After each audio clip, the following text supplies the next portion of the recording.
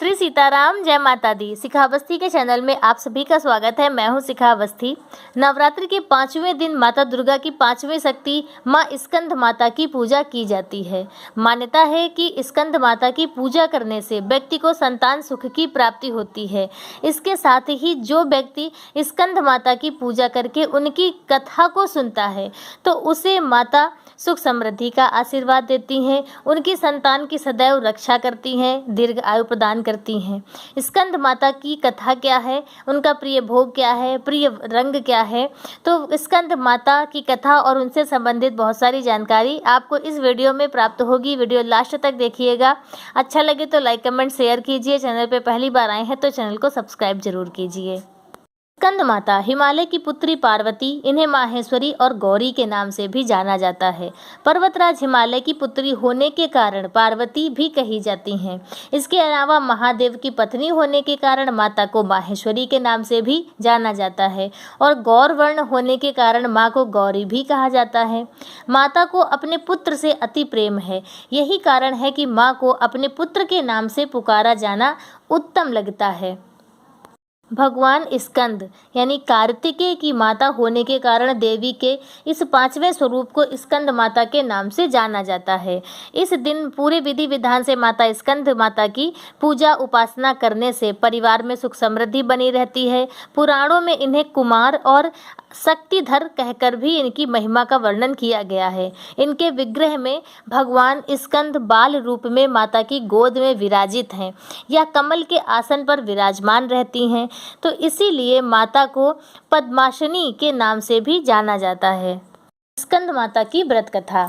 पहाड़ों पर रहकर सांसारिक जीवों में नवचेतना का निर्माण करने वाली स्कंद माता नवरात्रि में 5वें दिन इस देवी की पूजा अर्चना की जाती है।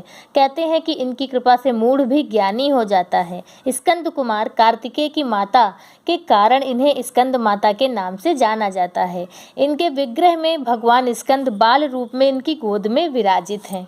स्कंद माता की 4 भुजाएं हैं। ये दाईं तरफ की ऊपर वाली भुजा से स्कंद को गोद में पकड़े हुए हैं।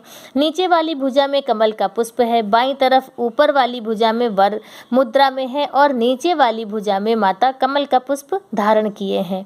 इनका वर्ण एकदम शुभ्र है। ये कमल के आसन पर विराजमान रहती हैं, इसलिए माता को पद्मासना के नाम से भी जाना जाता है।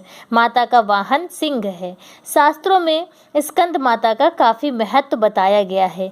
इनकी उपासना से भक्त की सारी इच्छाएं पूरी हो जाती हैं, भक्त को मोक्ष मिलता है। सूर्य मंडल की अधिष्ठात्री देवी होने के कारण इनकी उपासना अलौकिक तेज और कांतिमय हो जाता है। अतः मन को एकाग्र रखकर और पवित्र रहकर इस देवी की आराधना करने वाले साधक या भक्त को भवसागर पार करने में बिल्कुल भी कठिनाई नहीं होती। उनकी पूजा से मोक्ष का मार्ग सुलभ होता है। यह देवी विद्वानों और सेवकों को पैदा करने वाली शक्ति है, यानी चेतना का निर्माण करने वाली। कहते हैं कि कालिदास द्वारा रचित रघुवंशम महाकाव्य और मेघदूत रचनाएं स्कंद माता की कृपा से ही संभव हुई हैं। एक पौराणिक कथा के अनुसार कहते हैं कि एक तारकासुर नामक राक्षस था जिसका अंत केवल शिवपुत्र के हाथों ही संभव था। तब माता पार्वती ने अपने पुत्र स्कंद को युद्ध के लिए प्रशिक्षित किया और स्कंद माता का रूप लिया था। स्कंद माता से युद्ध प्रशिक्षण लेने के बाद भगवान कार्तिकेय ने तारकासुर का अंत किया था। तो तभी से स्कंद माता का नाम प्रचलित हुआ। जगत जननी जगदम्बा माता पार्वती स्कंद माता के नाम से भी जानी जाती हैं। तो स्कंद माता की जय, माता दुर्गा की जय। तो इस प्रकार से स्कंद माता की कथा संपूर्ण हुई। स्कंद माता को भोग में केले का भोग लगाना चाहिए। माता को केला बहुत ही ज़्यादा प्रिय है। इसके साथ ही पीले रंग के पुष्प और पीले रंग के वस्त्र माता की पूजा में शामिल करने चाहिए। कहते हैं कि जैसे कि कफ और वात पित्त जैसी बीमारियों के जो लोग परेशान हैं जिन बीमारी से, तो उन्हें स्कंद माता को अलसी का भोग लगाना चाहिए और फिर उसे प्रसाद रूप में ग्रहण करना चाहिए। इसके साथ ही संतान सुख की प्राप्ति के लिए जो भी दंपत्ति संतान सुख की प्राप्ति करना चाहता है तो वह स्कंद माता की विधिवत पूजा अर्चना करे और या देवी सर्वभूतेषु स्कंद माता रूपेण संस्थिता नमस्तस्यै नमस्तस्यै नमस्तस्यै नमो नमः।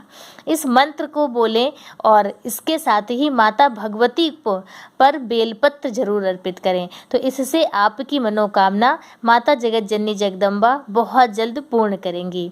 तो आज का वीडियो मेरा बस इतना ही। मिलते हैं दूसरे वीडियो में किसी दूसरी जानकारी के साथ। तब तक के लिए श्री सीताराम, जय माता दी।